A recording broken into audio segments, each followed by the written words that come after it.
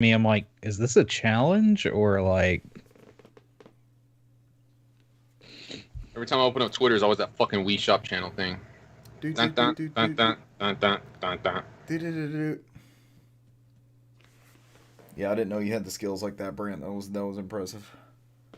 That's just doing some shit on my phone, sir. It was just me thinking out loud about how stupid it would be, how stupid it would look, and it did look as stupid as I thought it would. It was bad. Yeah, I need a hat. It's bugging me. Hold on, I'll be right back. Yeah, do your thing.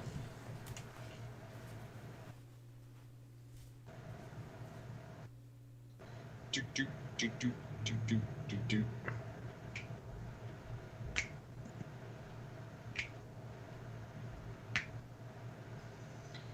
Ah, fuck, no. Shit. Go back. Wait, huh? Oh.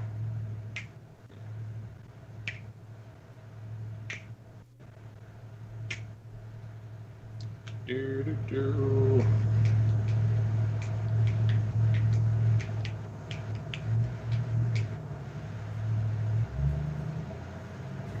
There we go. He's live. Yeah. Much better. Oh, we are live. Everybody got the go live notification? Maybe. Our 3 friends. Thank you, 3 friends. I got my tracker about all the games I played in the last month. Notification. It lit you up? It's going to town. What was I doing? Yeah. So.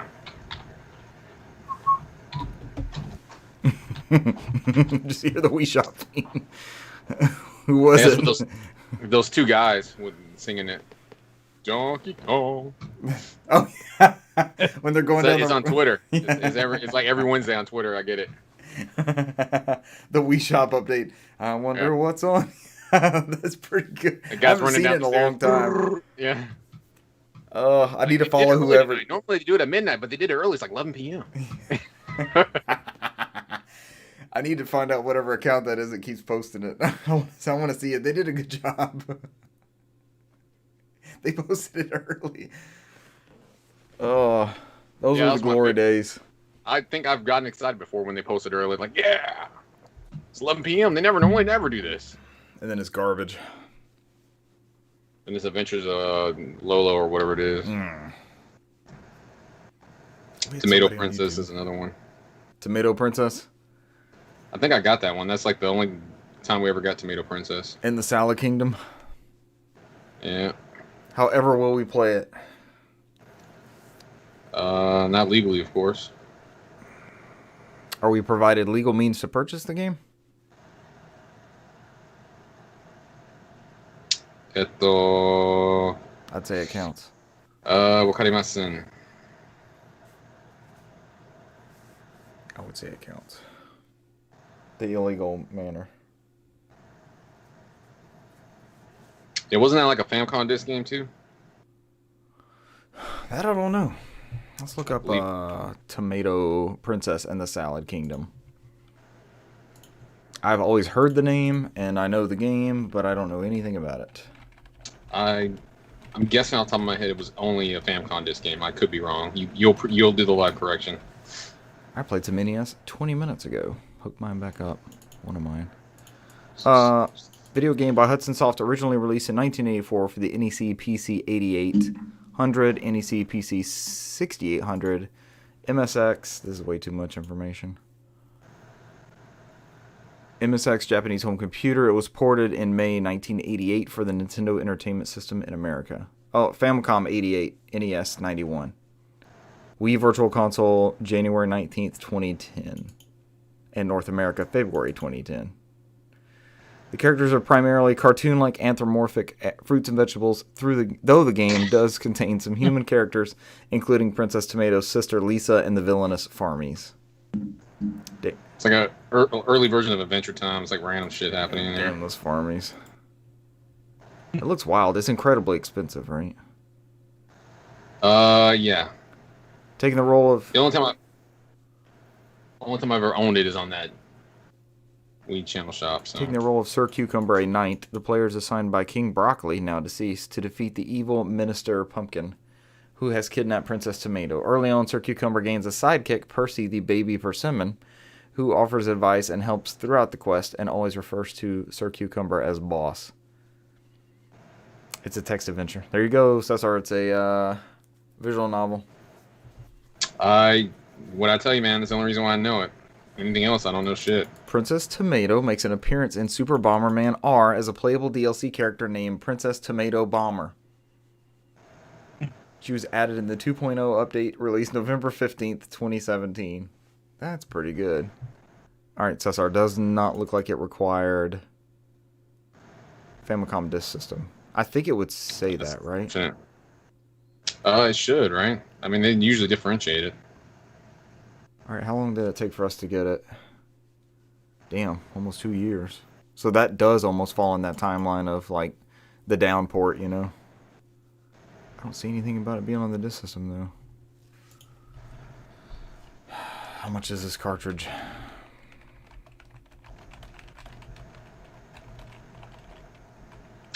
I don't own this one.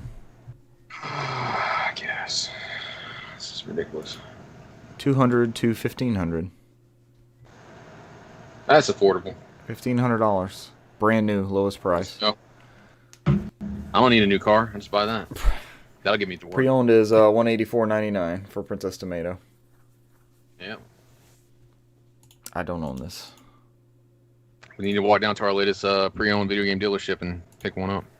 What is our latest, closest pre-owned video game dealership? Man, we all need to head out to... who has Mario Golf shipped for $30? How is that a thing? It makes sense Brand to new me. lowest price. I know it's like 15% off on Amazon, but I don't. It's not that cheap. Yeah, yet. I got it for $50. I think everybody's got it for $50 for some reason. Yeah. They wanted to make it up to you for buying Mario Tennis. I heard this one's not that great either, but have either one of y'all played it? I heard, yeah. Yes. This is in the line of Mario Tennis, yeah. I haven't played it yet either. I expected more. Brand new, $25 it's free gonna shipping. be great. How's this a thing? It's going to be great in a year Oh, it's the pin set. after the updates. They got it listed wrong. Yeah, you fell for it. You're in there. You're deep. Commit to the pins, No, you should bitch. see how this is listed. They got it like it's a video game. And then the listing literally is the game. Then at the very bottom it says Super Rush pin set pre-order exclusive. Stupid. Got him. All right, I'm not looking at Princess Tomato anymore. Thank you for that sidebar, Cesar. Yeah. We got 5. Princess Tomatoes are shit, man. Sidebar salad bar. Sidebar salad I love me bar. some visual novels. Side salad bar. If only we were. You want to do it? Go ahead. If you want to do an Arage podcast, let's go. Let's do it. No. All Arage all the time. If only this was in the episode, that'd be we might have a good episode title there. Side salad bar. Sidebar salad bar. Side salad. Cesar, I think you should stream Princess Tomato in the Salad Kingdom. Maybe I can't. Where's that on NES Online? Why are we not getting... That's in that tier of garbage we've been getting recently, isn't it? Yeah. Absolutely not. We got to get the hits that we already have on the NES Online.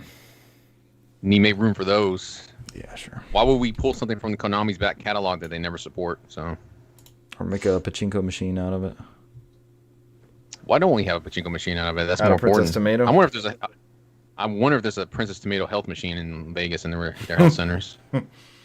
We need a gotcha mobile game for that. That's the biggest thing.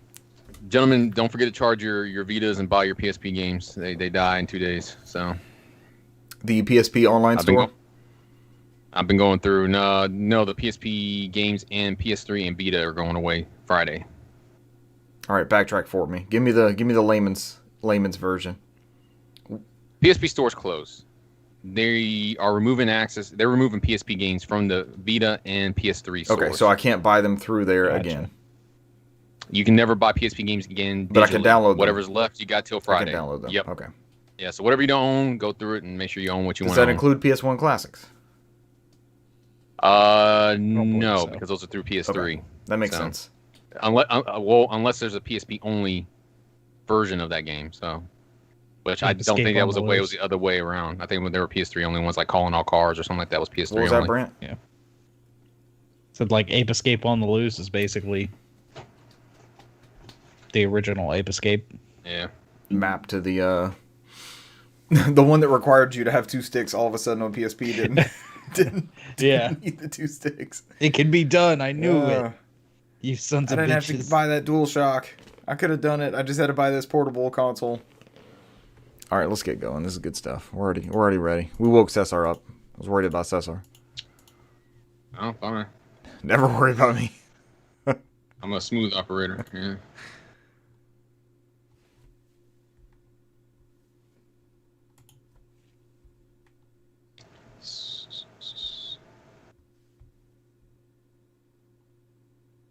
Ladies and gentlemen, welcome to episode 165 of the NOFODcast. We are no outside food or drink. The Southeast one and only and greatest and latest salad sidebar kingdom. Don't even know about that one. Join us for the pre-show and you'll get those juicy nuggets just like that. Speaking of juicy nuggets, we got some great news bits tonight. PlayStation's new acquisitions, ? Remedy Entertainment's new game announcement, ? Find out later. You like Castlevania, don't you? I see what you did there, Brant. Sakurai presents Kazuya? Yes. I thought it was Heihachi. I've been corrected on a previous episode. Please don't write in your hate mail saying that I do not know my Tekken characters. Russell's tired of getting the hate mail. Forging through those emails every week. Yeah. 2 years of emails, right? Next week, yes.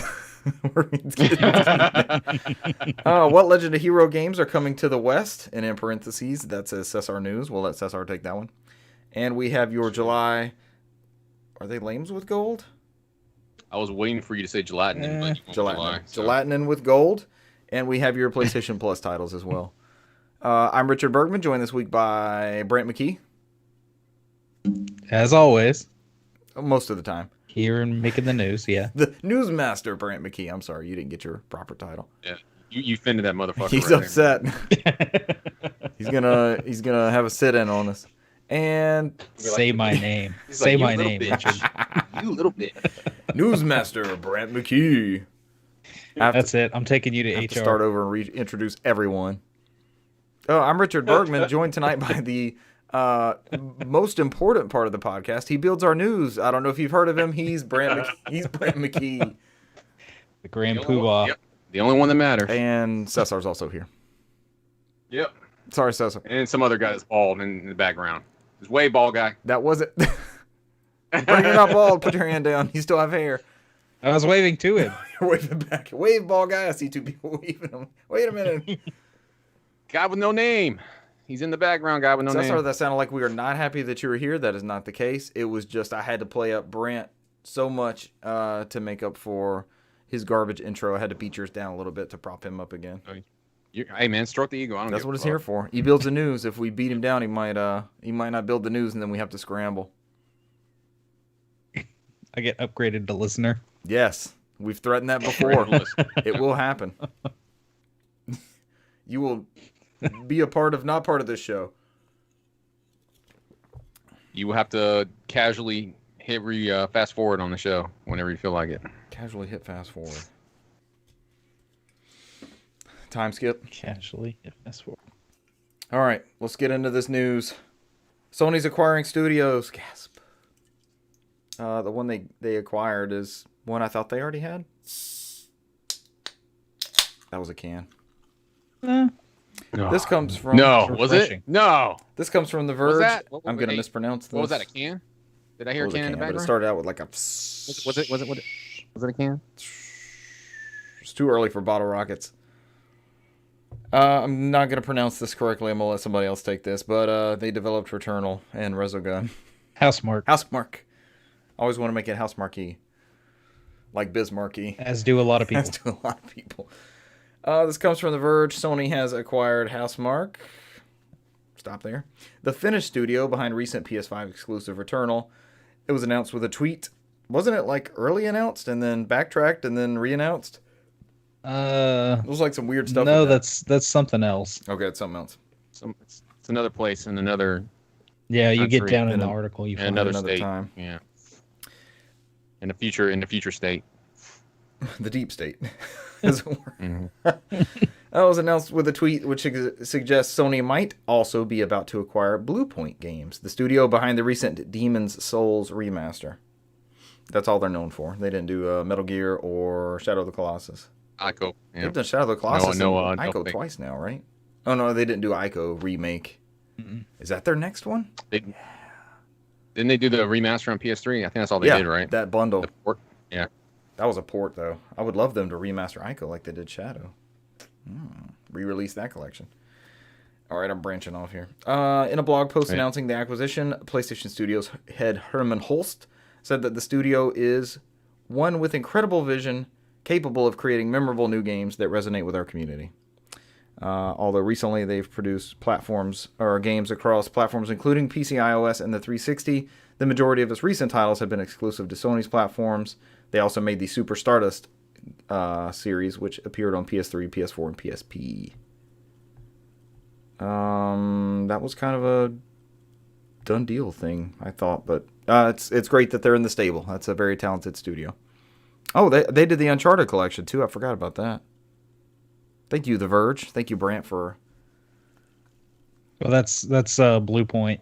That is Bluepoint. Yeah, we're mixing our soon to be first party not studio. going well. Yeah. That was Bluepoint. Because it was the tweet that Sony of America announced that Housemarque had bbeen brought into Sony Studios, and Japan was 12 hours ahead. Yeah, Japan kind of tweeted Time gap. It was time zones, man. Time zones fuck people Fast up, forward. man. What I tell you, put the wrong image. They're like, shit, we thought it was tomorrow already. Yeah, they put up a new image, but it was, instead of Housemarque, it was Bluepoint. So With the Demon Souls in the background too. yeah, It wasn't like a mistake. It had the fucking image from one of their games in there. You guys brought the news home. I was fumbling through it. All right, so these are two big acquisitions, right? one confirmed, one probably soon to be Welcome announced. to the family. Yeah, that's a Nibble tweet that they quote in there. It actually mentions Bluepoint. That is classic. But is there a Bluepoint game in there at all, or is it just the logo? Yeah. Oh yeah, Demon Souls. Demon Souls. Yep. Yeah. Oh, that'll be a big one. Does Bluepoint just keep doing that niche? Did they become your remaster studio, remaster? Since you have them in the They're stable? great at it. Yeah. What's your next one? What do you give to them? I think I've said it before. Legend of Dragoon. That's going to be a total reimagining at that point, right? Final Fantasy VII style. Even though it'll never get done. I think they even put out some kind of tweet about a year or so ago, saying something about Legend of Dragoon, but yeah, I think it's something they would want to do, but if it was in a survey, maybe if Sony will let them do it, that'll be another thing. And what that consists of, is that a turn-based thing or is that a reimagining? Yeah. How does that break down? What's next for Housemarque? Do you think they stick with the shooter type things that they were doing, or is Returnal their new direction? Because Brant, you were addicted to that for a couple weeks. Oh yeah, that was good. I don't know. Outland 2. There you go.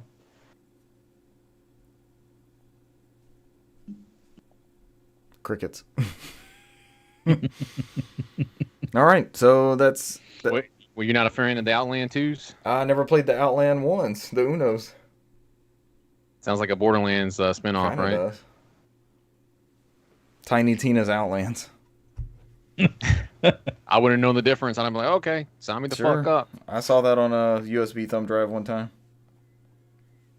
And what was it? Times. Medieval times. That Yeah. will never end.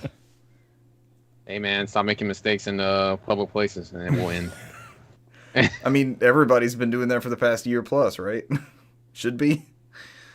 No It's not hard. no public place mistakes. All right, next up from The Verge, Remedy's Project Condor is a multiplayer spin-off of Control. I did not read this one, so someone is going to have to take this and not let me butcher it. Did not read it either, but I will go my best with it. Developer Remedy Entertainment announced, and this is all from The Verge, Cameron Faulkner. New game called named Condor, which is a multiplayer spinoff of Control. I think they announced that this was a deal they made with 505 Games, and it was going to release on PS5, PC, Xbox Series X and S consoles. And they pretty much came out and did some kind of statement saying that this allows them to do a bigger budget on Control games, and this would be something in their universe, that there are many stories to tell in the Control universe, and this was just one of them. That, and the way they made it sound like it was not going to involve the main character from the first game, that was probably going to deviate a little bit. So, but you were really big into Control. You said it's a great game, and I mean they tied Alan Wake into it, which got a lot of people interested in into the whole universe of Control even more. And I know I've got it downloaded onto my PS5. I've yet to pull it up, but just, I mean, alone on your recommendation, I know it's one of those that's a top on my list of games to play in the backlog. I'm biased on Remedy games, so I tend to like them all. I can't name one that did not like. From the beginning with them, right? Yeah. I mean, I remember buying Max Payne Uno when I worked at Target the day of release for PS2, and ever since I bought every freaking Remedy game. So I might be the most biased Remedy person you know. I love Quantum Break. Some people didn't. So you did get big into that one, didn't you? That was one of your Xbox deciding titles too. I played That's the shit one out of those Quantum titles Break. I gotta buy. I still think about it every night. I want to go to bed. I'm like, oh, I wish I was playing Quantum Break, and then I fall asleep. Did I download the videos locally, or do I have to stream them? Do I have to stream them? Oh, it's a freaking 100 gigs. I'm not allowed to use the external hard drive yet. No, Yep. Download them locally. That was a weird thing with that. I had them sit on my hard drive forever and never even played the game. How did that work? Was it supposed to stream off the cloud, but if you didn't have a good connection, you could just download them locally? Or there was a weird thing with that, Yeah. right? Yeah, I think it just streamed it offline on whatever the servers were, but people were concerned about that, so they can download them locally. So, And it would patch it in faster, right? It didn't have to load or anything. Yeah, there's this whole speed thing. So, because those were like live action sequences too, right? They all were. Yeah, it had was it Sean Ashmore that played Iceman in the X-Men movies? He was the main character. Yeah. Who's got the Quantum Break license? Is that Remedy's? Huh? Is that Remedy's license? I think Microsoft still owns it. The only one they got back was Alan Wake from Rockstar. So, yeah, no, from Microsoft. Microsoft owned the Alan Wake. That was part of their deal. It was like that deal where Sony had with Quantic Dream, where they made those 3 games, and then Quantic Dream went solo, but Sony still owns those IPs. Like every time they come on PC, there's a Sony copyright on that for the for Heavy Rain, and they still own those 3 games, so they own the IPs for them. I think it was similar to them for Remedy. Microsoft owned the IPs for Quantum Break and for Alan Wake. I just think Alan Wake one was sold back to Remedy. It was like a goodwill gesture from Microsoft. Cool. They wanted to keep working with them. It's like, yeah, you can have this back, because I think they wanted to do something with Alan Wake, so they wanted to get it back. That's a good touch. Kind of like how Microsoft went and they bought Gears of War instead of Epic just sitting on it. Yeah. So Epic hasn't done much since then. They should have kept Gears of War. I mean, all they would have done at some point we would have had in Fortnite. So yeah. I mean, we all wondered this. Like, I know Cesar, you and I had that conversation. Like, what are they? Are they just an engine company now without having Gears of War? Like, what does that even mean for Epic Games? And then look what they turned into. Yeah, they go to court and talk about whether a banana's naked or not. So, who would have thought? I love that argument with the lawyer says, "But it's not wearing any clothes, ma'am. It's a banana." That was his argument back. They wanted to point out that the banana was new, and the guy's like, "It's a banana." It doesn't have to be. It doesn't have to be clothed. I don't know. It comes in its clothing. You take it off, right? You strip the banana to properly eat it. Yeah, but I don't think that was ever done in the game. They never did that in Fortnite? No, they put it in a suit, and then Yeah. you could take it out of the suit, and that was the banana being naked. Naked banana. Oh God, I'd love to see that play out in a courtroom. All right, so this is going to be a multiplayer Control Universe title. Sounds cool that they're doing something. Brant, you're going to take this next one with Castlevania as our resident Castlevania expert. I will probably take the next two, Nope. sir, and I will gladly You may, take they're them. yours. Yeah, we've been missing your Animal Crossing update, so I'm glad you went back to Nintendo. Yeah, at least. Until we get an Animal Crossing Advance collection. Yeah. So there were 3 Castlevania games that came out on the Game Boy Advance, and people watch rating boards like hawks, waiting to see what will and won't be It's rated. usually how stuff leaks, is seeing these. And that basically, gives people a good hint of what is coming out. So there was, it started out in Australia, where there was a rating for the Castlevania Advanced Collection, which people assume is Circle of the Moon, Harmony of Dissonance, and Aria of Sorrow. All 3 good games. And then it was updated, I believe, from the Korean ratings board. They rated it, and it has 4 PC on there. I would assume that it would also be on other platforms. I mean, I know Konami has said that they've got some kind of thing planned, and they're going to talk about some upcoming titles or whatnot. And this could be one of the things that they talk about. And I hope that they're not doing the Square thing where it's like, hey, look at some of these older titles, and it's only going to come to Steam, or they do some kind of weird up-resing. I hope weird pixel stuff. Yeah, I hope they got somebody decent to port these games, because they're great games, and I believe they're all locked on to Game Boy Advanced at the moment. Are they on the Wii U Virtual I think Console? you could have. I was about to say, I think you could get them on a Virtual Console, but still, that's on the Wii U. Does not feel right. It doesn't. It doesn't sound familiar either. But I had forgotten that the Wii U was basically a Metroid machine until this past week or two, when everybody's talking about Metroid all of a sudden. Yeah. Oh, and you saw when it hit the top of the charts of the Wii U, as the most sold thing was Metroid. Yeah. Yeah. Yep. Wii U's popular again because those Metroid games, the popular ones, are like $7 on there.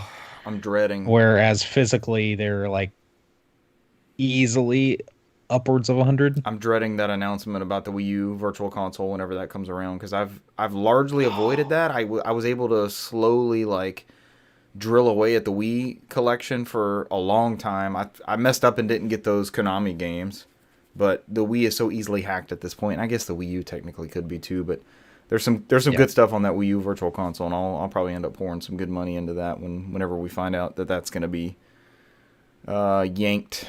I'm surprised it hasn't happened yet. So, I just checked that all those are stuck to Game Boy Advance outside of Aria of Sorrow, which was also on mobile phone somehow. So, what mobile phone do we have to play that? I don't know. I'm going based off the Wikipedias, and they were like Game Boy Advance / mobile phone. Everything else was Game Boy Advance. So. Was that one of those that only came out in Japan? Because I know they did a couple of Castlevania titles that are stuck to Japan. Or do they mean Android emulator on phone? Brant, do you have this collection already on your phone? The My Boy emulator or whatever they call it. Nah, gentlemen, Android apps work natively in Windows They 11, do. so Yep. Here we are. Yep, that was big news. They finished the show with that. BlueStacks is dead. Yeah.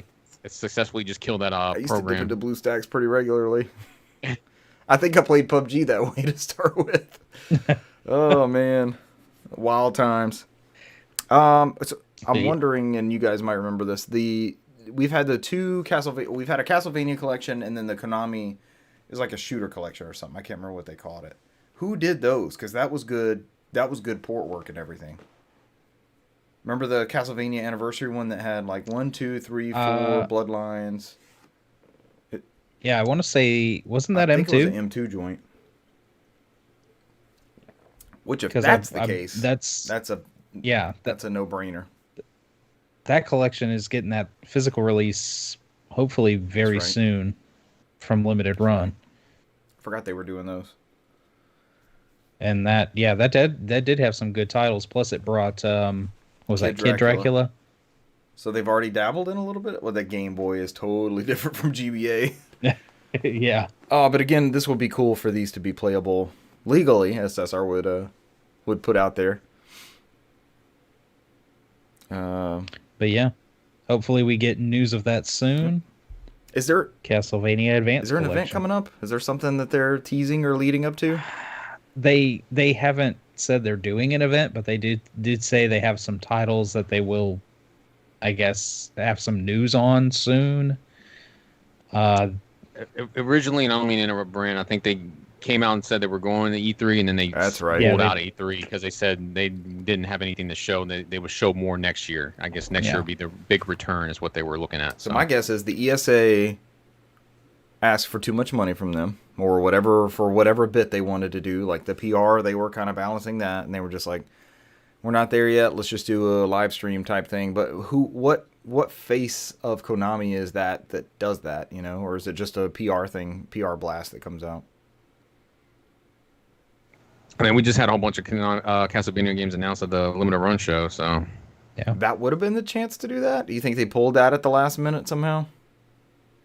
I think somebody from Limited Run had clarified that they had nothing to do with it. They came when they saw the rumors going around. They were like, I don't know what this is. Don't ask me. Because the Limited Run guys did say they had to shorten some things up, right? Didn't they say they cut things at the last minute? I thought I read that tweet somewhere. Yeah, because they whatever deals don't go through. Plus, they announced stuff from the last E3 that still hasn't been released yet. So I think they were trying to not go too overboard. All right, Castlevania Advance Collection. Look forward to that. Brant, you got this next story too? Yep. So From the game in house? typical Sakurai, in typical Sakurai fashion, he showed off His dungeon? new fighter Kazuya.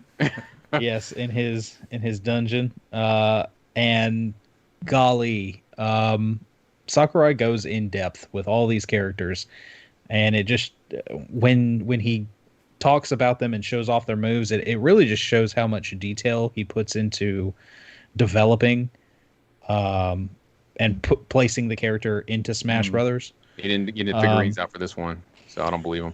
Oh, he didn't get the... No, he he didn't bring out any figures. We modeled the characters well, he after did bring their... out... Look, you can see the bottom of their feet. We can't see the bottom of... I see other things now. What's happening? I think that's the point of the stream I came in. I usually don't watch those streams. I think I came in the stream, I'm like, what is happening? And I just backed out when I came back in. I was like, It's like that one time this week where it was just a meeting with me and my supervisor that they threw on my calendar last minute that I didn't know about. I missed it. It was like 30 minutes before the meeting. And then I jumped in the meeting and it was just me and her. And I jumped back out immediately because then I asked my friends, like, did I miss the meeting? They're like, no, I don't know what you're talking about. Then I jumped back in again. Realized it was just for me. I thought it was the one guy that jumped in like, oh, everybody left. You're the last one to show up. I was like, let me get out quickly. Had she seen you? Yeah, she saw me go in and out of great. me. She's like, "You all right?" I'm like, "Yeah, I don't know what's happening." That's so great. Errors. Technical issue. Everything's fine here. I was like, "I'm so sorry. I don't know what's happening." Oh man. So he showed off all the different moves and things Kazuya can do, which he seems extremely powerful and extremely different, and it will kind of change up the way a lot of people play. But of course, with this comes a lot of extras. So he kind of, I guess, dispelled a lot of the rumors or fan favorites for the last character. Because we're getting new Mii costumes, which consist of Lloyd from Tales of Symphonia. Oh, so. Real character. Dova, they just say Dragonborn, but obviously it's from Skyrim. Dante from Devil May Cry, Dante from Devil May was featuring Dante from Devil May Cry. That's the only way Dante should be featured. From Devil May Cry. We don't get those. We don't get our Dantes. There's so many Dantes out there. We don't get them mixed up. Featuring so. Dante from the Inferno. And Shantae. And she her Mii costume will actually come with a musical track. And so yeah, that kind of, a lot of people were wondering about the last character. He said after the final character, which hasn't even been announced yet, but that is going to be it. There's going to be no more characters. Will it be though? If he's still locked in that dungeon, he'll start turning on back out. Are they going to let him loose? Yeah. I don't know. He kind of talked about the future. It seems like he wants to move on. He said that this is his legacy. Smash, this game has basically been his legacy. It's ultimate for a reason. Yeah. So. But yeah, there was. Let's see. They showed off a Min Min amiibo, which doesn't come out, I believe, until next year. Kazuya and all these other fighters actually came out yesterday. It's Kazuya. It's a whopping 39 new tracks from the Tekken series. Holy crap. Does Tekken have good music like that? Tekken has one. Yeah, like that. Tekken has some good music, man. As well as Mishima Dojo is the stage, which is like it starts off as a kind of like walled-in dojo, and the more you fight, of course, Sakurai showed Kazuya doing all these different moves and knocking characters like through the wall and through the ceiling and stuff, and the dojo's crumbling around him. It was really, really cool. And yeah, that was all 40 minutes of this presentation. Holy shit, that was 40 minutes long? I didn't watch it. I was like, it was very long. At this point, they just announced a character, and I'm like, I'll take your word for it. And I'm just, as you ducked in and out. I'm like, yeah, I'm not that good to go in there and know if he's a heavy character, or he's a light character, right, or whatever. Yeah. I don't pay. And of I know course, some people out there break the it down details like are for that, the smash heads. Yeah. And of course, they had to show what Kirby looked like after he had consumed Kazuya. So, was it interesting? What'd that look like? I'm morbidly curious. He's just got like the spiked hair. He's got two different colored eyes, and he's got the little red with the red gloves with the little metal guards on his knuckles. So he looks cute. It's Kirby. It's Kirby as a Tekken character. It's Kirby. Is it Kirby? Is it? Put him in the next Pokeen. All right. Was that all the news from there? That was the wrap up from the Sakurai Presents show. Where does all that music go? Does that stored? Does that download locally on your system, or is it on the card, or how does that work? Because they keep adding stuff to it. Our version of Smash Brothers updating. Is, moot at this point. But remember, it has that music player to where you can it's glorious. Go into the music player on your. I'll wait for somebody to do the Lord's work and rip all that for us once it's complete. I'm sure people already have. Now I'm waiting until the last character, last music tracks, and then I'm like, all right, I'm looking for complete. Cesar, you did it for us when it first came out. Cesar, that took up like 8 gigs of our NOFODcast flash drives. 8 gigs of our NOFODcast G drive. Remember that John leaked before the game even came out? We had the whole soundtrack. We were listening to it. We were playing in the podcast. Like, damn, this is amazing.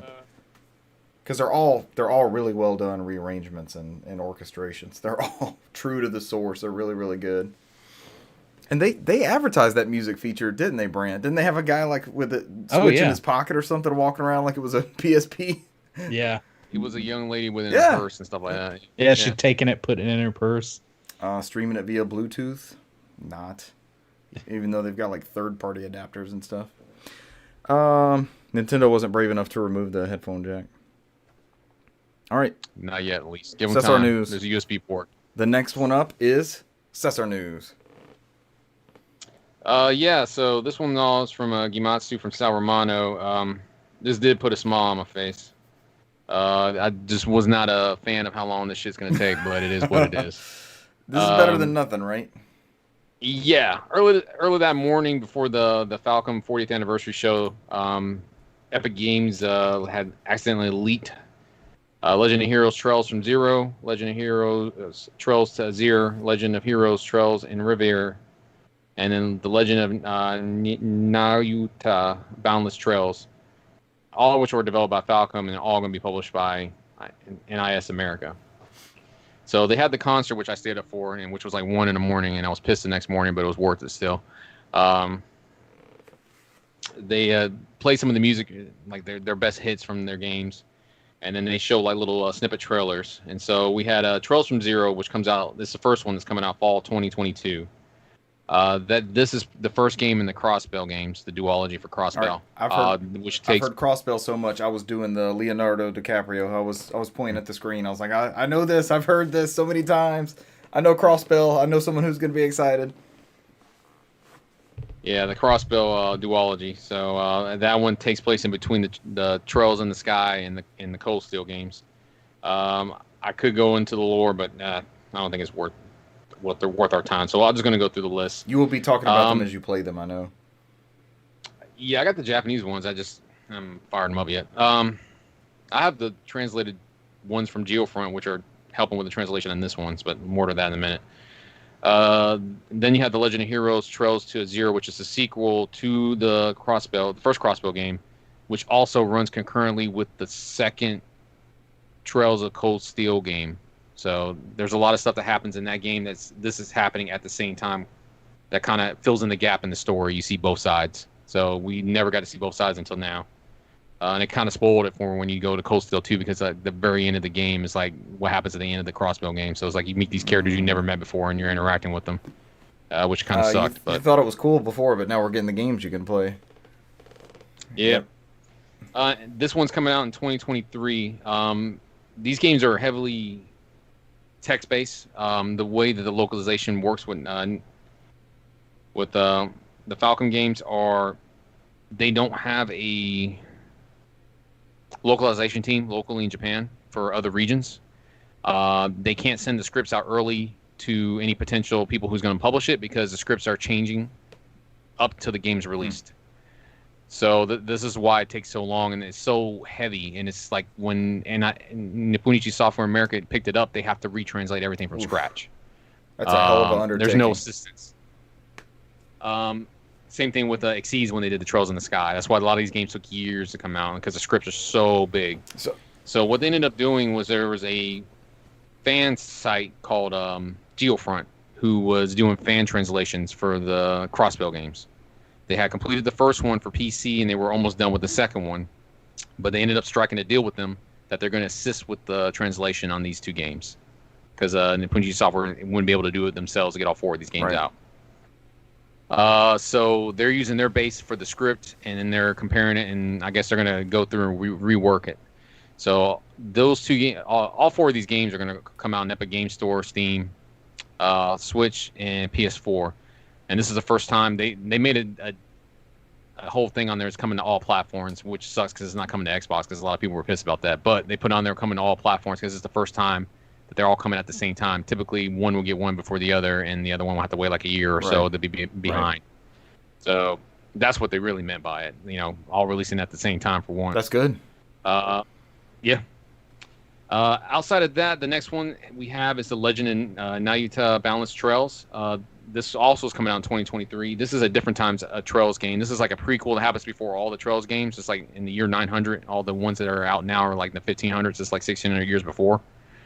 And it involves an ancestor from the Trails of Cold Steel game, Herschel. Like one of her ancestors back from then. This one is kind of like a mixture of Ys and Trails. This one's more of an action RPG base. For a while, this one was stuck on PSP. This was the only version ever released, was the PSP one. So, unfortunately for me, it came out last week on PS4 in Japan. I didn't wait, so I went and picked it up. So, and there's no way you can load the fan patch in that one? No.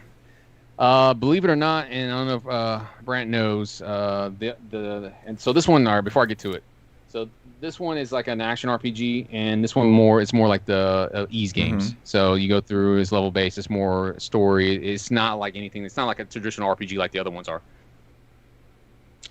The last one is Legend of Heroes: Trails into Reverie, which is the sequel to the Cold Steel games, and this sets up for the next one that's coming in the series. That's the one I showed you last time with the young lady in the cover that's holding the Strands of Fate. So this one is kind of like it finishes up any loose stories they have from the previous games. And so, Are these all what I was are gonna these tell- all new? I'm sorry, so sorry. Are these all new, or are they Yeah. translations, or what is the status of the franchise? These are all new. These are all new Okay. to us. Trails into Reverie is probably the newest one. All the other ones I just mentioned were PSP ports that were ported over the PS4 and So PC. this was just for Western audiences. Yeah, this is all new to Okay. us. In Japan, they're just ports that's coming to something that's playable now Okay. for most people. And we're getting them this go around. So that's what I was going to tell Brent. So what I've learned, Brent, from the translation community, Trails into Reverie actually has a translation that you can play from PlayStation. So they found a workaround that you can install an application on your PC that comes with a translated script, as what they had set up. What it does is it does an overlay. So you do PC remote play into your PlayStation console, and then automatically shows a translated text as you play remotely. Wow. As you go through it. So somebody did the work. The translation for this came out maybe about 8 months ago, but somebody did that work and did that. So yeah, That's That's pretty cool neat. as shit. it's all through an overlay that goes over the remote play. So Wow. Hire this person.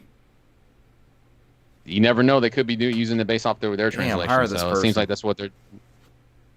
That would open up. So that was everything that was That would announced. open up a lot of games that, to a lot of people. So that was everything that was announced. So outside of that, that would leave us to this point where we do not have the latest game in the series, which is not out yet in Japan. I think it comes out in August. So we would only be one game behind versus several games behind, divided between multiple platforms and between multiple translating companies. Right. So, but yeah, I got every Trolls game, so I'll probably buy these two. This will be a uniform, so it's the same, that fan translation group, it's the same, it's going to be the same all the way through all those titles, so it won't be like this person's take on this title and this person's take on this title, so they'll all have the same, because translation, there's personality touches that are added to game translation if anyone's new to hearing that. So like Working Designs, they were known to add character to their characters, and then we get weird stuff like the Spoony Bard and Final Fantasy IV and stuff like that. Those are all translation things, and I Am Error and Zelda 2, that kind of stuff. Actually, he was intended. It was Bagu that was supposed to be Bug, and they made him Bagu. Yeah. You had Bug and Error. But that's cool that this undertaking is going on. I know it's tremendous, and I know you're excited, Cesar. Oh yeah. I mean, the other method would be for me to just learn Japanese, and then nothing can stop me. There you go. You'd be unstoppable. The unstoppable Japanese speaking reading Cesar. Then I can play the affordable version of Burning Rangers. Yeah. And Panzer Dragoon Saga on your Polymanga. Next up, and a complete Shining Force 3 saga. All three titles. This episode all 1. 3 titles. Yeah, we only got the first one, right? That's all we got, right? We never finished the story.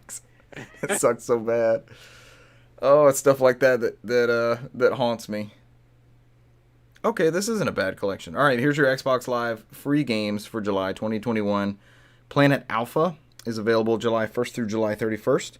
Rock of Ages 3, Make a Break, is available July 16th through August 15th.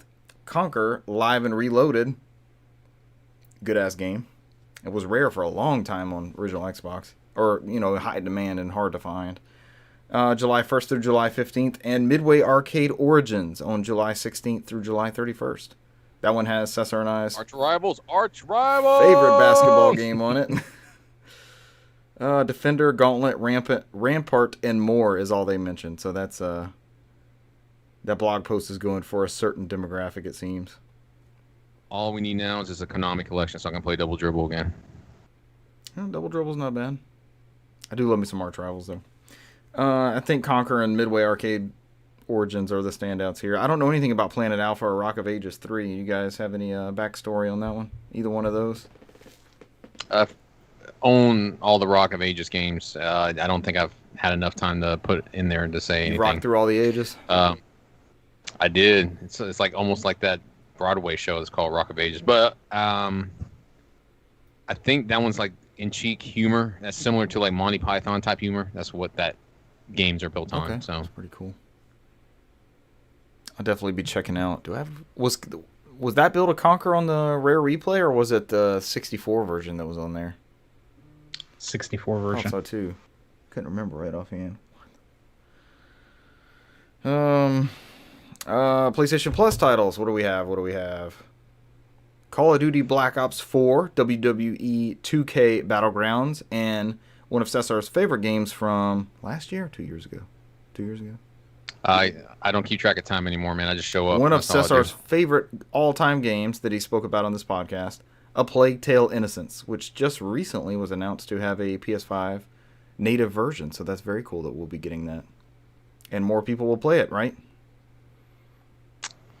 Yes. All these are playable starting July 6th, notes the PlayStation blog. You have until then to get Virtua Fighter 5 and the other two titles, which I don't remember. Most of us don't. Oh, it looks like Star Wars Squadrons and Operation Tango. Wait, why did they mention Virtua Fighter again? They're really pushing it. There's another month, and it's Oh free. yeah, they're I think keeping it on it's there. free for 2 months. That's it. Yeah. Go get Virtua Fighter and pay the $10 for the old school pack. Get your old school costumes. And don't be a bitch. Go online and get your ass spanked. I have thus far been the offline champion. I told you I rolled credits on it last week. I every time I fired up, it's like time to I'm go scared, in there man. again, I'm and every scared. time it's me getting hurt, I just get hurt You every got time. destroyed. Yeah. I even brought out the arcade stick. I'm like, maybe this might do something. I just lose faster. That's all You happens. just lose faster with the stick? Yeah. Damn. Yeah. You can't just pull out a stick and just be like, "Yep, I'm good at this." They don't know. The other It's like player it's- doesn't know that. Why would it make a difference? They don't care. They're beating my ass, so they're like, whatever. He must have a stick. Let's beat For him. all I know, I could be like using toothpicks and bubble gum, and they're just like, whatever. He's losing. Beat his ass. He's back. He's back, guys. Get him. I'm first. They're kicking each other out in line to just beef up their stats when they fight me. I didn't play anything, but I fired it up a couple days ago, and I was watching that. So the main menu always has like a live match being broadcast. I thought that was cool as shit, and I watched probably 2 or 3 rounds of Virtua Fighter, just watching these all stars. They're like level 25 plus, just go at it, and actually use moves and stuff, and it's very entertaining. I've always wanted to be good at fighting games, but I've always been able to appreciate watching like competitive fighting. That is enjoyable to me. That was the first esport, more or less, was fighting games. It kind of like right. with Evo Yeah. and stuff. Evo brought to you by PlayStation, but Evo kind of blazed that trail as far as broadcasting the competitions and stuff. And then you had Major League Gaming and things like that. But I always remember watching fights, like actual good players early on. And I think anybody can watch that, right? It's this guy on this side, this guy on this side, and there's their health bars at the top. And you just, even if you don't know the moves they're pulling off, you can see the skill used for them to do it. I'm jealous of this because I'm not good at fighting games. All right, is that it for news? I'm going to go on to games played. That is news. I'll start off games played, and then I'll let you guys take over. Didn't play a lot of Halo. Maybe one night of Halo, maybe 2 nights of Halo. I played some more of Ratchet and Clank. I'm even further in that game. It is rapidly climbing my Game of the Year list. I think it's high up there for you guys, too. Pretty sure we'll all be discussing this come the end of the year. There's 2 things I usually don't play in games, and this game got me to do them, and that, to me, is a sign of, okay, there's something special here, right? The first one was, there was a collect-a-thon sort of event on a level, so I had to unlock something for a character. It was like a side quest. I had to go back to a planet that I'd already been on, and I should stop doing this so I can beat the story and then go back and do it. But I went back to a planet that I'd already been on. The Morts. We talked about the Morts last week. They're all named Mort, which is pretty funny. And he gave me this mission to collect these like purple flowers that are hidden around this particular planet. So I get them, and then he's like, if you get some more, you get these boots, and then why don't you go ahead and get all of them, and you can jump on this flying thing to go help you find them. So I'm flying around. Trudy is the name of this like dinosaur looking thing that I'm flying around on as Rivet. I guess I should say which character I'm using, but it's Everybody rocked the dinosaur. yes, that is what happened.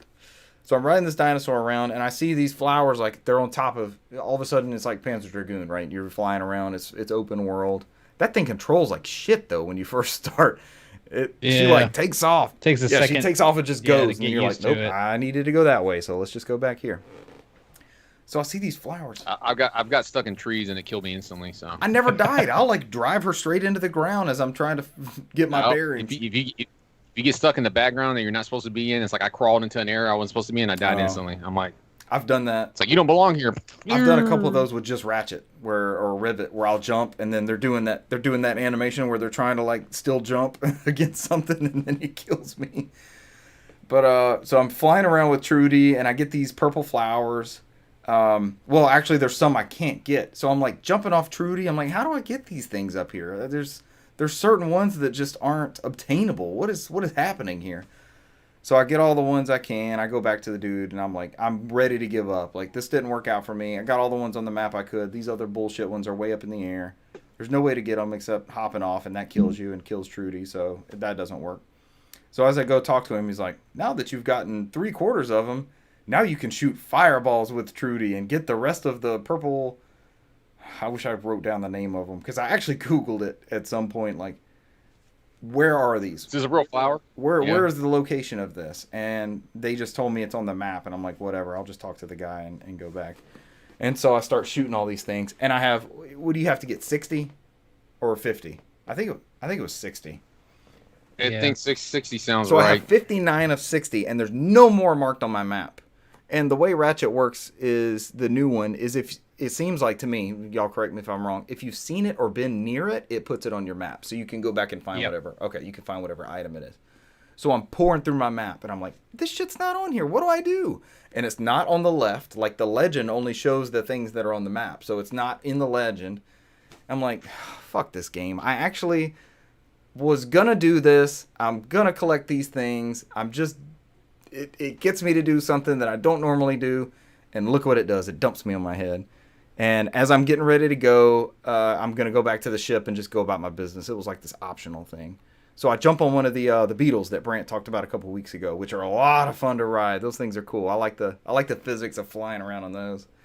And there's a certain part, because the Beetles would get you across water that's normally going to kill you. So there was a certain... You got to clarify, man. I keep thinking of the band. The Beatles. It's not the Beatles, and they're not letting it be. Beatles. You can't just let it be. These are... What do they call those things? I should write down this Ratchet lore. Speedles. That's it. Speedles. I just heard you say Beatles over and over. That's all I had. I'm not over here saying Beetlejuice 3 times. What the fuck, man? It's Beatles. That's what I heard. It's Beetlejuice. Beetlejuice. Beetlejuice. It's Beatles. It's Beatles, like the music band. There we go. We'll go with that one. It's Beatles. On SoundCloud, this will get us. This might get us pretty good. That won't get us sued. It's Beatles. Apple Records coming for our ass. Yeah. Beatles. But there's a track almost where I guess it's where they taught you how to run these things or how to do them. So I'm just flying around this corner, and off in the distance, I see this purple glow, and I'm like, yes. And as soon as I run over it in the It's Beetle, it's Beatles. As soon as I run over it, he's like, hey, come on back. I got the thing for you. Yes, I did it. Why does it sound like the guy from Office Space? Stapler. If you don't bring back my Speedle flowers, I'm gonna burn the place down. I promise. This is the last warning. Stop receiving my paycheck. Why am I in the basement? This is not my desk, and I've not seen my stapler. That was Mike Judge. That wasn't Mike Judge. That was what character was doing that? I got on this Office Space loophole not too long ago. Mike Judge he's brilliant, right? With the Bobs. You got to meet him with the Bobs. He's brilliant. King of the Hill, everything. Beavis and Butthead, it's a specific sort of humor. But when you hear him doing voices and stuff, like there was a clip I was watching where he was on Letterman, and I was just rolling the whole time. Boomhauer's based off somebody he used to work with, and he just pulls these voices from stuff. It's golden.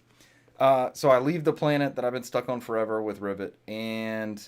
there is a part in the story where you have to do an arena style thing. So they dump Was it Ratchet at that point? No, it was still Rivet. They dump Rivet into this arena style competition. You have to get something so that you can actually call Ratchet using Clank. I think it was like a transformer or something that they needed. But we know that this character that runs the arena has this part, and I'm like, okay, it's like this wave-based thing. I had so much fucking fun surviving that because the story bit was not that difficult. I had plenty of ammo. You kind of learn the layout of the little arena that you're bouncing around. So I get the part, and I go back out to continue the story, and I see these. It's like the arena, bronze, 1 of 5, silver, 0 of 5, and I'm like, they designed this for something. Let me step back in there. And I ended up just clearing the bronze one. I played all the way through it, and I was like, damn, this was fun. There was a lot of... Each mission in that arena thing had like a different thing. You had to kill the flying goons with just the shotgun, the enforcer. And, that was a little more challenging. And some of them had riffs on them that you could bounce in between, and some of them didn't. And it was almost the ultimate version of that Doom 2016 analogy that we made a couple weeks ago. But I had so much fun with that, and it probably kept me from making progress in the story. But I had so much fun with it. This game is just awesome. This is if you have a PS5, it's a no-brainer. And the only other thing I played, out of curiosity's sake, I wanted to play the first Ratchet and just see like how far this goes. And that Ratchet, first off, he's an asshole. He's like really mean to Clank. So I'm glad they. I think that's a known thing, but when did they fix him? Was it starting in the second one? I think it was the second one. It's like the same thing with Jack, where they made Jack more angry in the second one. He's a jerk. He was like, "Damn it!" I was like, oh, "Okay." Remember, mad as hell. That's what Jack was. When I played through that first one, and I told you all the same thing. I was like, "Am I?" I thought this character was a little different, but he's just an asshole through like most of the game. Okay, so it keeps going with that because I cleared the first part. It's until like the end of the game that he starts getting a little better. Yeah. I mean, he's very just guarded. That's what it was. I mean, he doesn't really open up the Clank until towards the end. I mean, I guess their whole idea was that he was the last Lombax, so he's like very guarded and looked out for himself and all that shit. Now we know 20 years later he wasn't, or 19 years later. I can't remember when that first one came out. We'll never see the plumber guy again. I don't know when's the last time he's been in the game. So.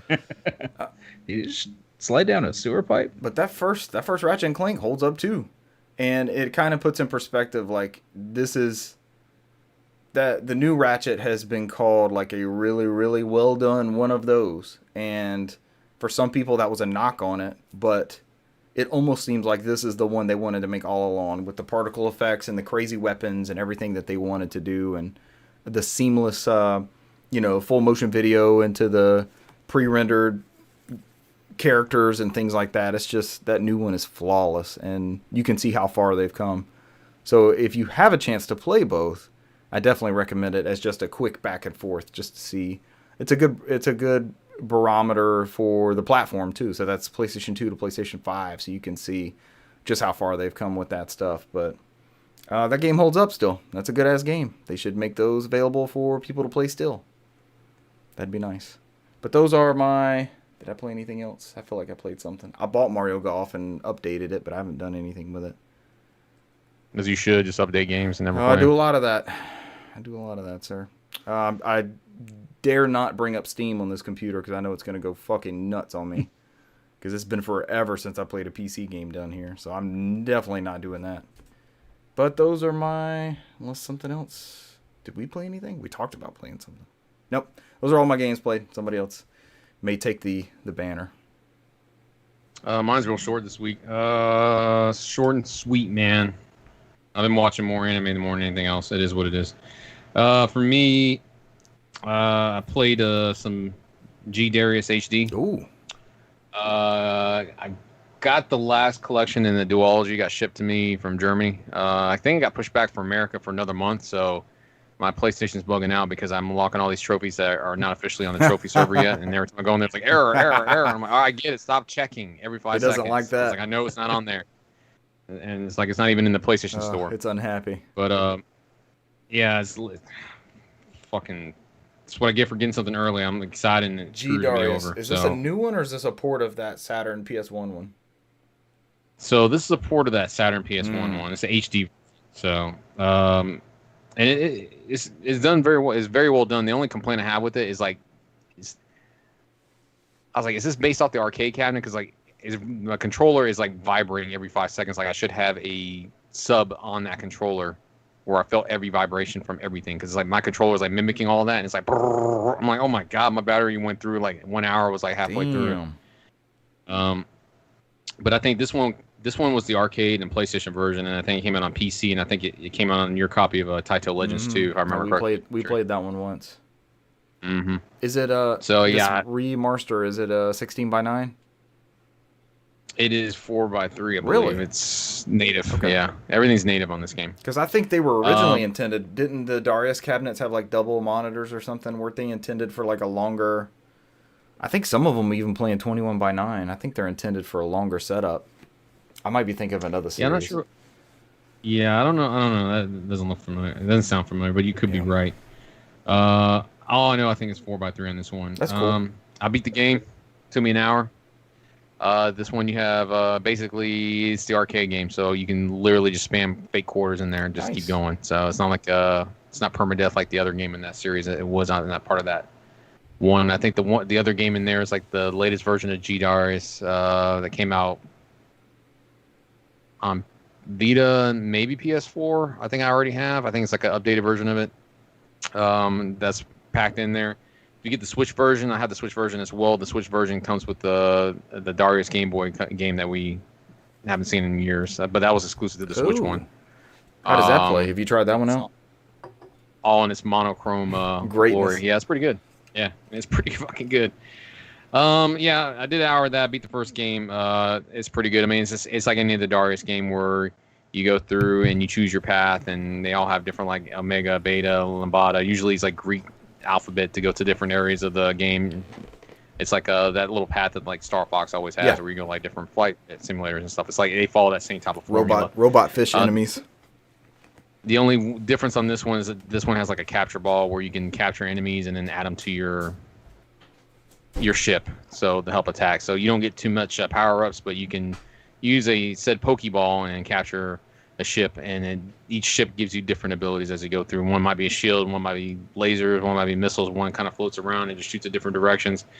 You can capture mid-level bosses if you want to, and it's like a big-ass fish just falling below you as you attack. So did that for about an hour. Played some Alex Kidd in Miracle World DX for like 20 minutes, and how was that?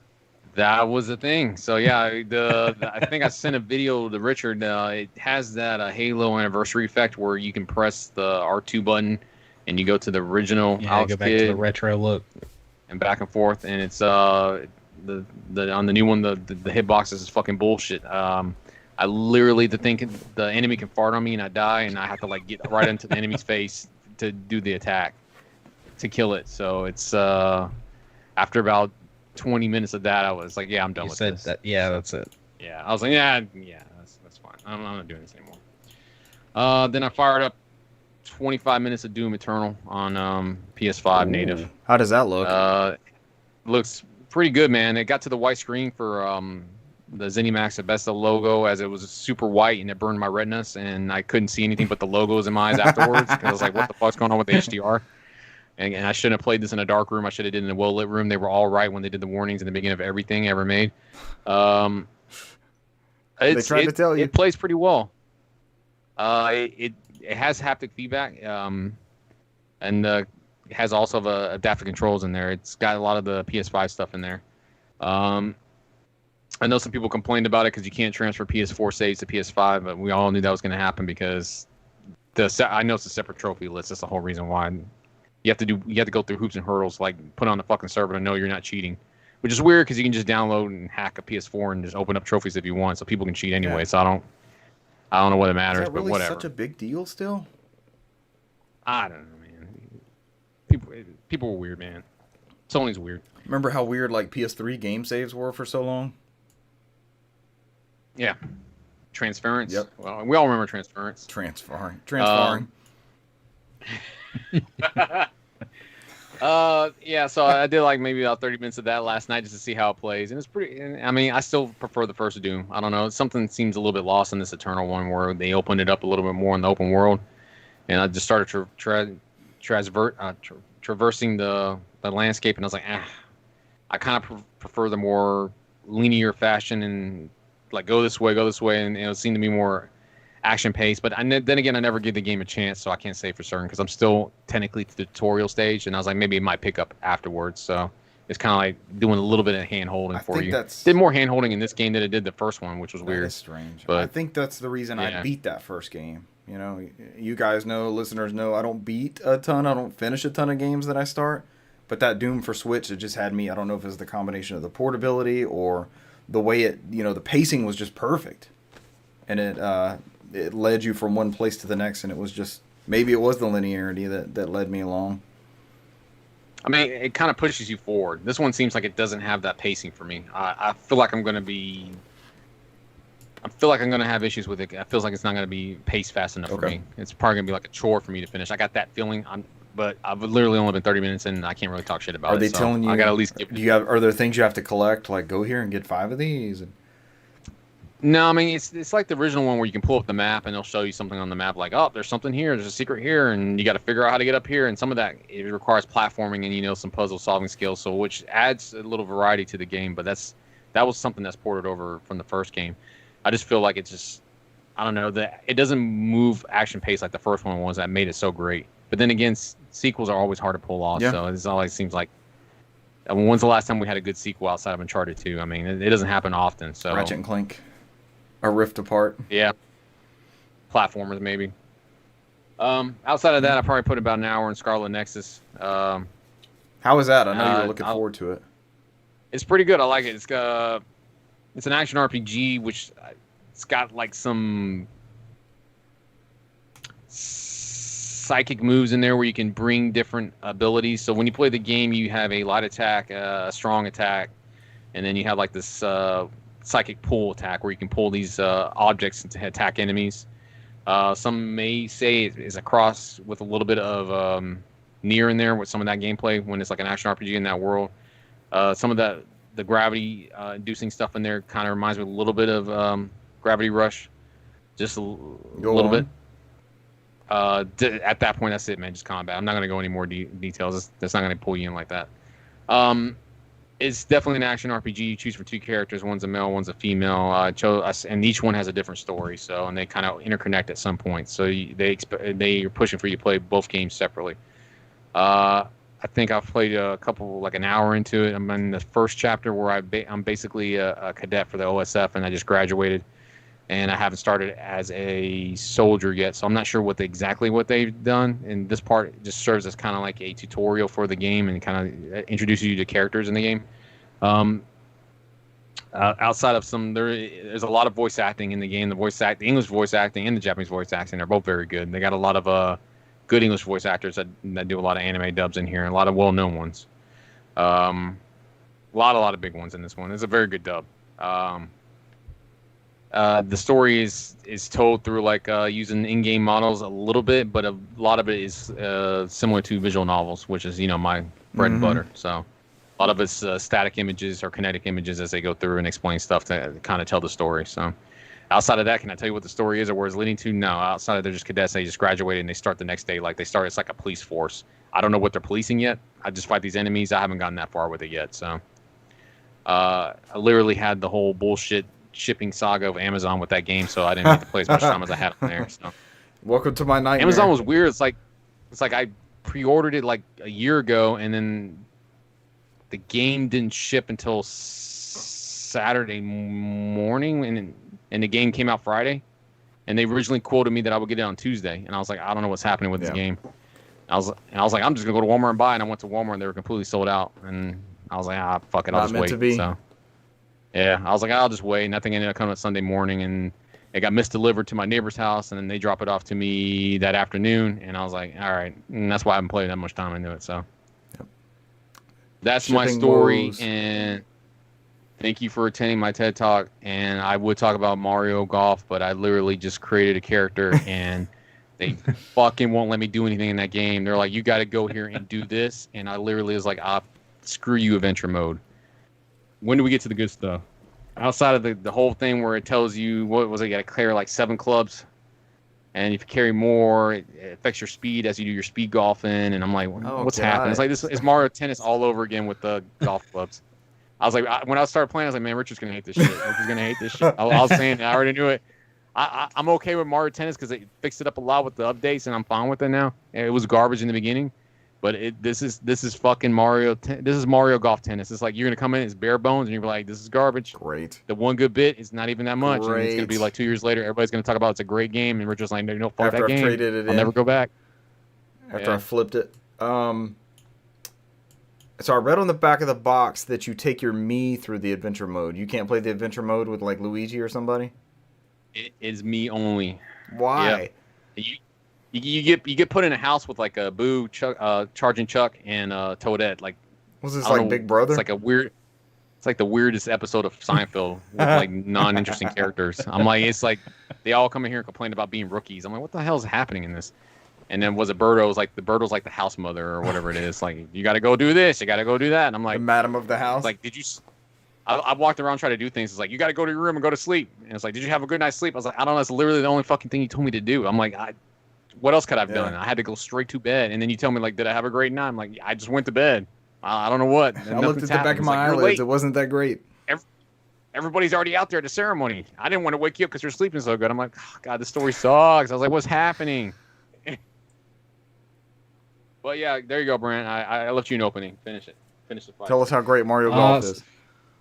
Yeah. So I did get to play Mario Golf. I just played it with my family. I didn't do the adventure mode.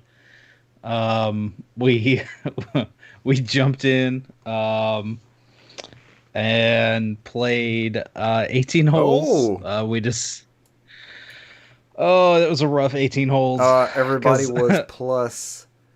Your winner was plus 12. No. Plus. The winner was plus like 8. Okay, that's maybe? not bad. That's not bad. 8 over par. But that's decent. But I had to ask. I was like, you can do a full 18. I was like, because you can do 3. I want to say it's like 3, 6, 9, and then it jumps straight up to 18. Okay. I was like, do we want to do 18? They said, yeah, let's do it. And we decided to test out the motion controls. We wanted to do the motion controls. How did that work? Oh, Jesus. The is it like Wii Sports motion Golf? Controls? It is not like Wii anything at all. I think the Wii would be more precise. Wow, that's saying something. It's the motion controls. I mean, they're not. They're. Brant, you got to agree with me. You know, we played. Did you play Clubhouse games? Yes, a little bit. That bowling game in there is like fucking Wii bowling, man. Yeah, that one's good. Yes, I'm sorry I had to say that. I just want to say some motion stuff is good. But the stuff in this, I mean, like, because you have to, in order to like actually take your swing, it wants you to hold your club like straight down and hold it in line, and then you can Does it want you to use a laser on that one? Is that what it is? The infrared laser? Is that part of it? No. Okay. But, I haven't tried. I'm not gonna do the. I'm not. This is not 2005. I'm not doing any motion control. So I'm gonna take your word for it. So you can hold the top trigger of your Joy-Con, L or R depending on which Joy-Con you're using, to do a practice swing, and then useful. You press what is it? I guess that would be SL. When you hold SL to do your actual swing. But it like recommends that if your dominant hand's your right hand, that you hold it in your left hand. And it kept screwing us up because we were trying to do that. And I wound up switching back to my right hand. I'm like, it doesn't feel right. That's weird. And then the power, I mean, I'd sit there and I'd play with the power, and like I'd get to where I feel I was doing about the same power every time, and then I'd go to take my actual swing, and the power would either be way high up or way down low. And yeah, so we went That's through funky. it, and it was I was doing really good the first part of Yeah? the game, and then I buckled and lost control, and then about around the 10th hole, I was like, this is it. I'm coming back. These last Brace 8 holes, yourself. I'm coming back. And I did good for those first two, and then after that, I would go to sometimes I'd go and I'd just set my club down and I'd go to swing, and I'd press the button and pull back, and my character would go ahead and like just barely putt the ball from where I'm standing, rather than actually, going and taking the swing. So it would give me a stroke. Broken. So Fix the motion and that controls, happened. you cowards. It happened a couple of times, not just to me. So eventually, Katie had to go do some more stuff, but we still wanted to try. What is it? They have a battle mode, and then they have this Super Rush or Star Rush or whatever it's called. Speed golfing. Speed golf. There we go. You can only do up to 2 players. Oh. The previews make it seem like it's 4+. Until feature update, then you can be 4+. Yeah. Wait till they make it good. We should know this with our Mario sports games. So it's. I'm never gonna get burned by Camelot again. Even if they come out with Golden Sun, it's probably gonna be Golden Sun in Oh, pieces. stop. Golden Sun in pieces. They did that with the first game because the second game was like the continuation. Chapter 1. I was wondering Yep. if Camelot made this one. So, speed golf is interesting.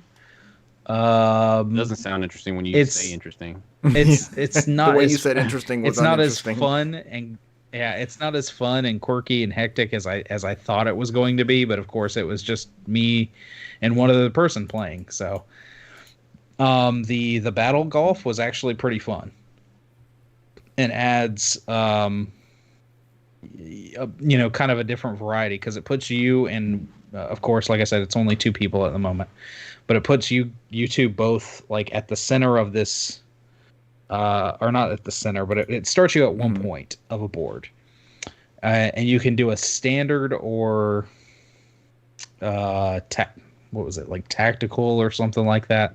So basically, a standard is just a flat. Espionage action. Don't forget the tactical espionage action. It's a flat plane, and there's like nine different holes around this area, and around the holes there's different obstacles. There's thwomps and stuff, and there's power-ups or bombs that you can actually take in golf and like knock at your opponent. And so the goal is to whoever can make 3 holes first wins. Okay. And then the more tactical one, it's like there's different elevations. So there's like raised platforms and platforms that go down lower, and you have to. There's like water and stuff around as well. And if you fall into the water, of course, it's gonna like reset you off to the side a little bit. But it's crazy because both you and the other person are going at the same time. You're trying to hit, and sometimes you wind up at the same hole. And then if you wind up around a hole and there's like a giant chain chomp, all of a sudden it activates and it decides it wants to hit your ball. It'll hit your ball and it'll go way off to the side. This sounds like the best mode. That we had the most fun doing battle golf. Battle golf. That might be the first one I try out, Brant. That one's the one. That one's the one for sure. Or you trade it in and just keep the case. Just like I did with their last title, which was Mario Tennis Aces, which I did not like at all. All right, so their last 2 games. I don't want to derail you, Brant. The last good. 2 Camelot games that were developed, not published by Nintendo. We Love Golf, published by Capcom for the Wii, and Shining Force 3, published by Sega for the Sega Saturn. Whoa. Our unfinished version. That's the unfinished second games. reference for Shining Force 3 this episode. Go ahead, Brant.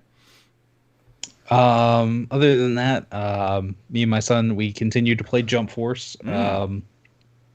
We Gemini. didn't we didn't unlock, or we did unlock every character. We didn't roll credits on that game, but with all the characters unlocked, that's all I was aiming for. Um, we continued to laugh at the animations and everything, but it was fun to see all the characters. Um, and like I said, we had to go through and unlock almost every character we wanted. And to do that, you just have to do key missions, and every mission is named something. So it may be cryptic, it may be um, something as simple as like substitute Soul Reaper. And so, boom, that's going to be Ichigo from Bleach. But then it may be something like Ninja Orphan. It'll say something about, gosh, I can't remember. But it'll say something like the hero of whatever, and you're like, well, that could be this, or it could be something else, or So you go through, and sometimes you don't know. You're trying to pick the ones that are interesting based off the title, and then sometimes you're like, whatever. I guess I'll finish this one. And every time, it was a character that we really liked. We got all excited to, for their appearance in the game, and then you get to fight them, cool. And then you unlock them. And so after we had unlocked pretty much everybody, we just sat there and fought each other with different combinations of characters and watching all their super moves, and we had a good time. We had a good time playing that. Is everything available unlockable by playing through the game like that, or is there any pay to win unlockables, or I'll say DLC for better? Yeah, there are quite a few DLC characters, and a lot of the characters we want are DLC. I think they're like $3.99 a piece, or it's 2 or 3 packs. Are they loot box packs, or are they? You can tell who comes in them. No. It's whatever battle pack this, and it's it shows you who all comes in it. So it's not like loot box style, thankfully. Oh God, no, nothing would sell that way.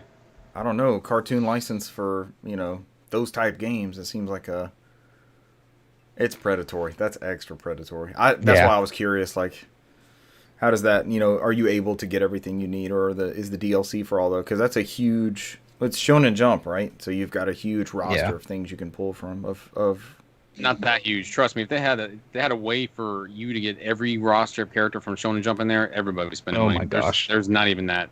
Yeah. Close to that. So they're limiting their franchises.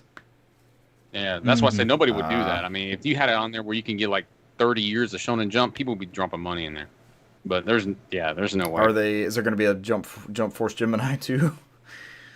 with some more of those franchises, maybe? Possibly. Yeah, buddy. Let's see what else. Oh, I popped in rare replay, since that actually came this past weekend. And me and my son played a handful of games from that and had a blast. Killer Instinct Gold. Excellent.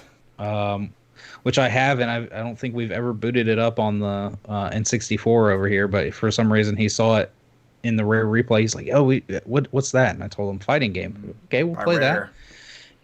Had fun with that, and then for some reason he chose RC Pro Am 2.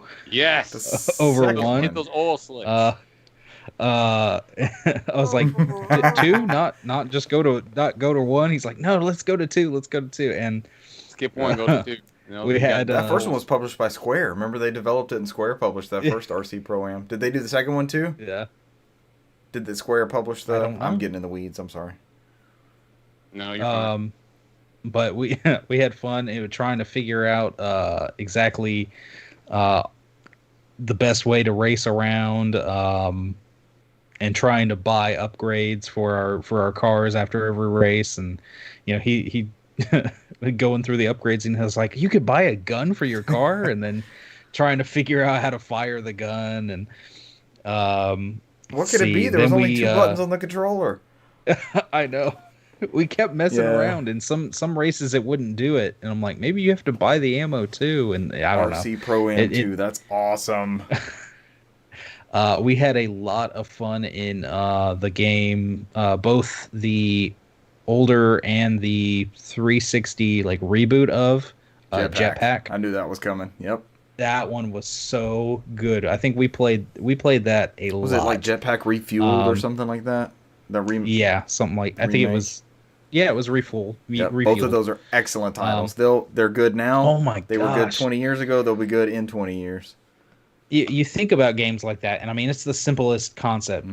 For anybody that hasn't played, you play like a little spaceman. You have like a little laser, and you're in a spacesuit, and you can basically jump and go straight up or to the side.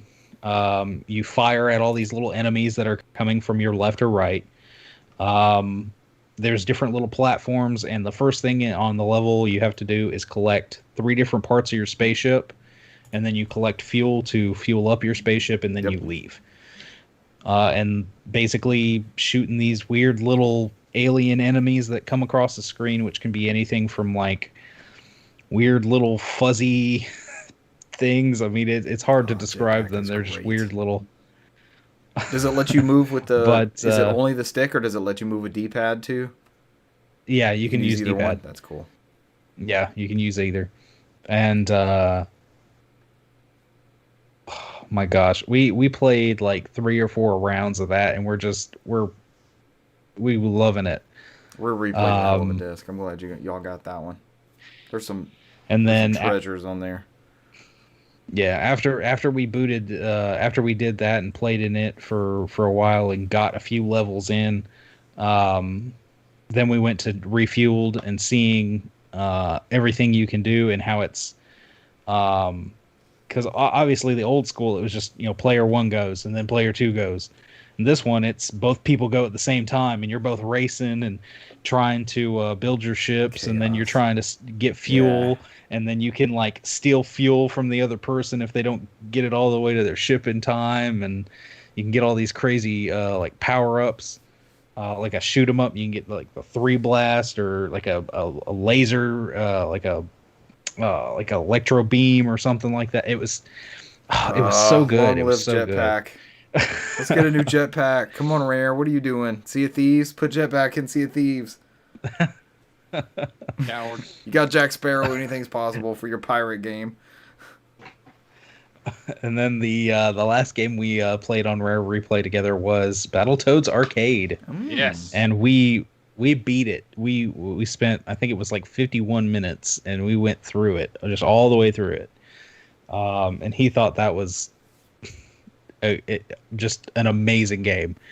Classic beat 'em up, classic Battletoads, and it had that same like off the wall, in your face 90s, late 80s, early 90s, edginess, where you have the rats, and there a little door opens and there's like a rat on the toilet, and then the door closes and he comes out and he's ready to fight you, and you're of course all the characters, everybody knows Rash, Zit, and Pimple, and oh man, you Ninja Turtles almost Battletoads that you are. Yeah, getting squished and squishing other characters. All the animations were so good in that series.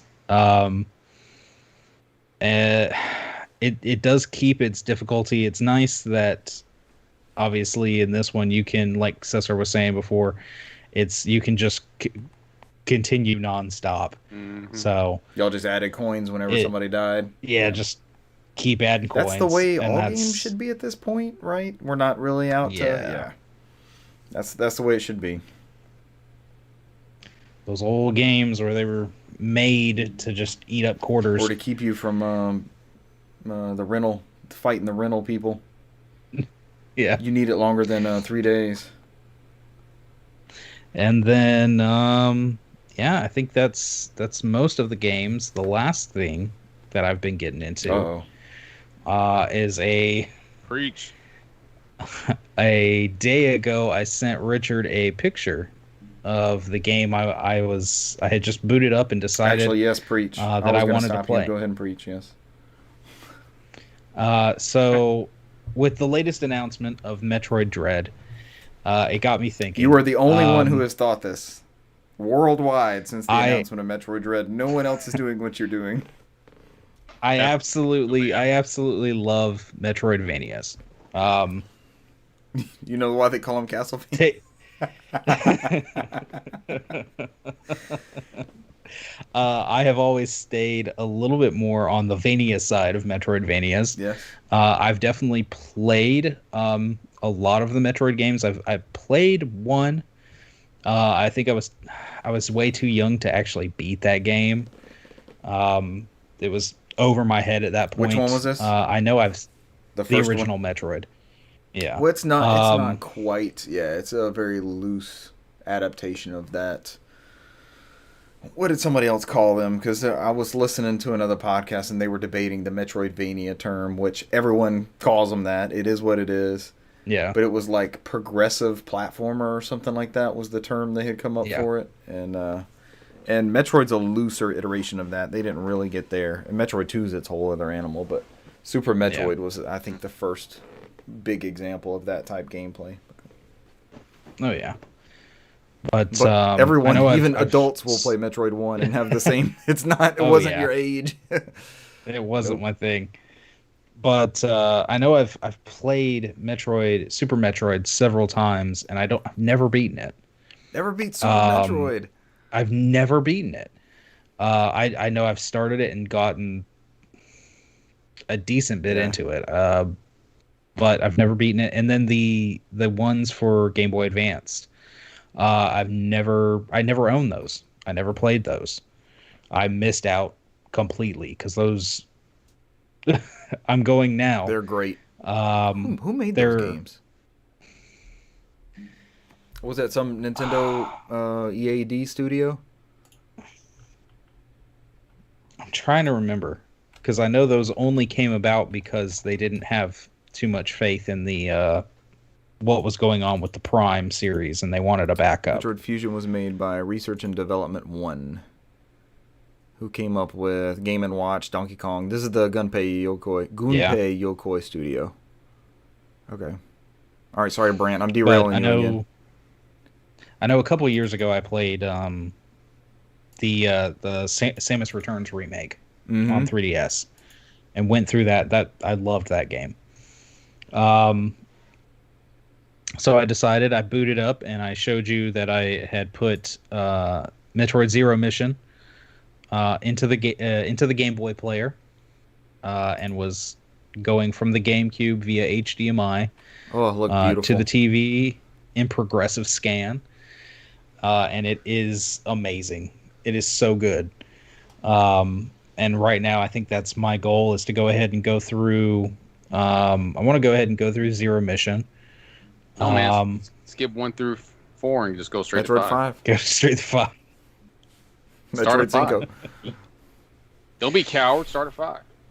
I'll go ahead and skip 2 since I did just recently play Samus Returns. And I'll jump into the gist of the end of that story. What you need to know. Well, Super Metroid, the intro to Super Metroid summarizes it for you. So yeah, and I'll go straight into Super Metroid, and then finish up with Fusion. And Fusion's good. Fusion's a special game. That one's a good one, yeah. Fusion's special. Because I know I played most of my Metroid comes from most of the Metroid games I'd played came from the Prime games. I'm the other way around. I have opposite. Beat all the 2D Metroids except for the first one with Justin Bailey. I beat it with the Justin Bailey code. But and I have not beat a single 3D Metroid, so it's funny. It's funny how we counterbalance. But oh my gosh, I'm running through this game, and Zero Mission's such a good game. It's the way to play. Do not go back and play that first NES Metroid unless you're just curious. It has its own charms and everything else, but as far as a modern experience, definitely play a Metroid Zero Mission. That's what I heard. Is basically just because of all the improvements that they did, visual upgrades, Just all around, it's a Big better time. game technically. And I've run through it a decent amount. I think I'm near almost an hour of playing it now. At one point, I did kind of get stuck be, because Metroid. This game, it does a decent idea of kind of showing you when you find those the statues, and kind of guiding you and showing you, go up to this area to find something else, find a new upgrade. And that way you kind of know the general area you need to go to. But the biggest thing with most of these Metroid games is there's always like these tiny little things. Like you might not know that up in this top left-hand corner, 2 blocks down, you can shoot that block, and if you get up there, you can get into the wall and go into this other area. And so it's best if you look up a guide or something, because there was one point that I'm like, what do I do? I don't know where to. I'm John Travolta standing there in the living room. I'm not laughing at you. I'm laughing with you. I start rolling around and bombing everything. I'm like, I got to get through this floor. Let me back through the floor. Yeah, yep. That's the thing.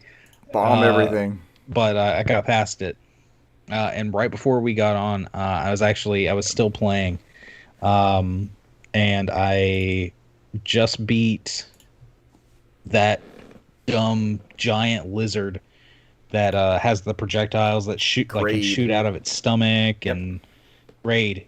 There we go. I couldn't remember his name. And got the speed boost power so now up. Metroid can run. So. Yes. Metroid Boost. Metroid Crawl. Metroid Sprint. Oh, and gosh, it's a good game. And now that you're talking about Fusion, how it's such a special game, I'm Fusion's dope. I want to get through these games and get to Fusion before Dread comes out. Now it's a masterpiece, but it's for some reason it seems to be one of those that was divisive at when it came out. It wasn't. There's a gimmick to it that I loved, but there are some hard moments in it, and it's different. It's a different Metroid, but the things that I saw from Dread's trailer that I really like keyed in on, I realized afterwards, it was like, that reminded me of Fusion. That's what that feeling of Dread, that's what reminded me of from Fusion. But you're in for a treat with those two, for sure. That was I'm sorry, Brant, were you still going? That was the last game that they developed as Research and Development 1, and then they restructured right after Zero Mission. So then they got shuffled around. Yes, that's when Nintendo went through and restructured. They changed them up from those 80s, because that R&D 1 has been around since, like, they made Mario Brothers for NES in 83. I guess that's the Famicom one. But they made arcades in 1978. They were working on stuff. They made one Nintendo 64 game. Anybody want to take a shot at that? We did not get it here. The big one. The giant one? Oh, no, not Doshin the Giant. We got the second one on the Wii. We got the second version of this on the Wii. Sin and Punishment. Oh, Sin and Punishment. That's their only 64 game. And they did Wario Land 4, Metroid Fusion for Game Boy Advance, WarioWare Inc. Mega Micro Games for the GBA. They did the Wario Land games. They did 4 Virtual Boy games. So they've always been the Metroid studio, but it's like half the catalog. It's like 19, I think. I think you're right. Yeah. All right, is that it for us tonight? Or you got something else, Brent? Yeah, but like we were saying, I mean, it kind of sucks that those two games, Zero and Fusion, are kind of stuck on the GBA. I mean, you can get them on the Wii U if you have a Wii U. But for anybody curious, I'm using a flash cart. The Easy Flash Omega, I believe it was called. And I haven't had any problems. I've run all sorts of Game Boy Advance games through it, and it works with the Game Boy player fine. I've taken it when I'm home. I play it on the Game Boy player. When I'm on the go, I'll throw it in the bag with the DS Lite. Was it $50-ish? And get. I want to say it's anywhere between like